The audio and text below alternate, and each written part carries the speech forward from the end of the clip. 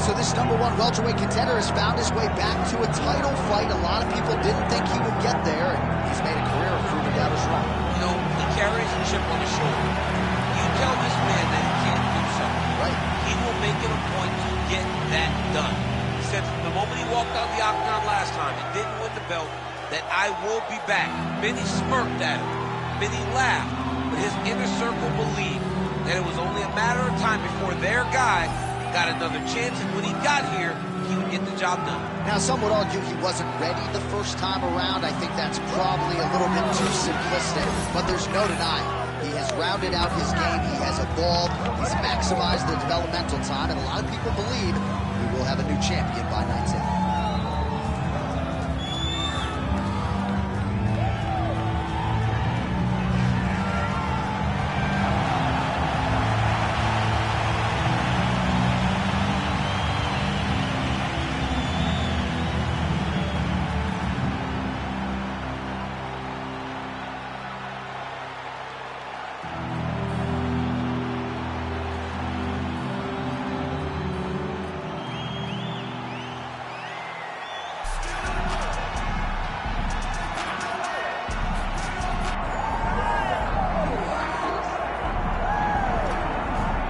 Well, enjoy him while he's here, folks, because you never know if this will be the last time we see Nate Diaz in the UFC with a fan base really as big as any fighter in the sport.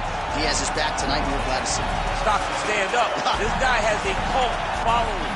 He is one of the most interesting guys in the UFC because he has the sense that he really doesn't care to be here, but he also doesn't feel as comfortable anywhere but in the octagon. So it's a love-hate relationship with fighting for Nate Diaz. When he's happy, when he's best, he's fighting in the UFC. A guy that boxes, unbelievable, but I think it's the attitude of Nate Diaz that has made him into one of the biggest stars that we've ever seen in the octagon. He had a couple of life-changing paydays against Conor McGregor, the win at UFC 196, the majority decision loss at UFC 202. Which to this day he says he won, right? He thinks he won that fight.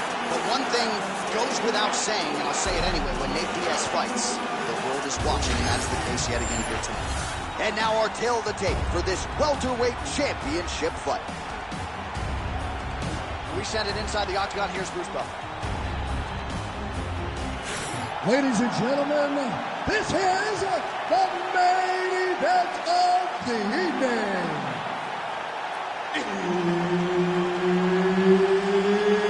It's time! 5 rounds for the undisputed UFC welterweight championship of the world. Introducing first, fighting out of the blue corner, presenting the challenger, Diego Nightmare Sanchez.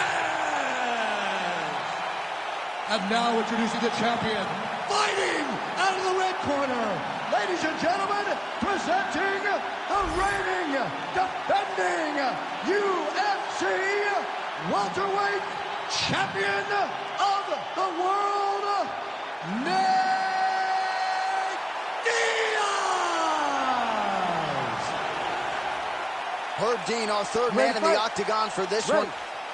With a dozen wins by submission, here is Nate Diaz yet again. Known, though, as a boxer, those hands are going to come at you right out of the chute here tonight, and they probably won't stop over 15 minutes. Nate Diaz, a very tricky proposition, really for anyone at 155 or 170 pounds.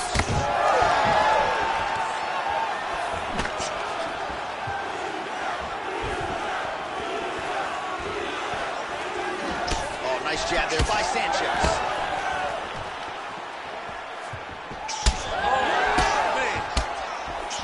Oh, he gets tagged again. Nice combination. All right, early in the fight here, and Nate Diaz off to a pretty good start. Found a home for that left hand.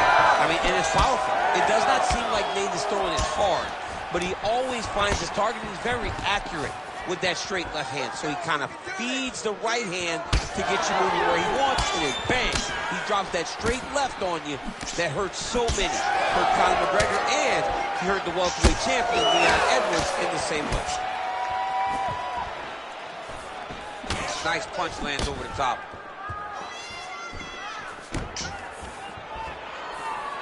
midway through round one. Back and forth we go. All right, so now we start to see some bruising appearing on the torso, and all of that courtesy of the body work of his opponent. Just the wherewithal to go to the body and the discipline to stay with that approach. I mean, it's just tremendous. You see a fighter with a high fight IQ following a game plan, and it's working.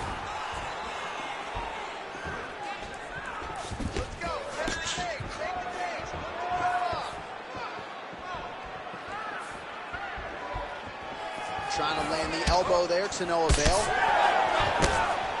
Nice combination by the champ. Oh, another brutal jab. If you like boxing and you appreciate the sweet science, his jab is as good as it gets. Yeah, he's the best pure boxer in MMA. He's one of those guys that if he needed to go into a boxing arena, he could still be competitive, and it all starts behind that beautiful jab. All right, so now his body language really starting to change, and the bruises starting to accumulate on that side. I mean, you're looking at it, right? When you can visibly see the damage on the body, you know that the work has been done. What a beautiful game plan put together by this team. Got tagged a couple times. Nice combo up top. He's got the single collar tie.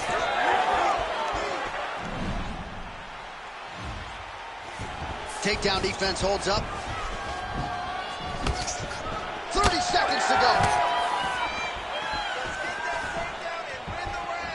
20 seconds left. Whiffs on the elbow.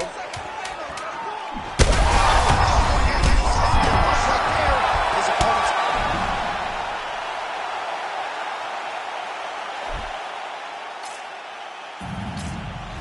All right, so there's the horn at the end of the round. Thankfully for him, he will live to see another round. You saw him get knocked. All right, so there's the horn signifying.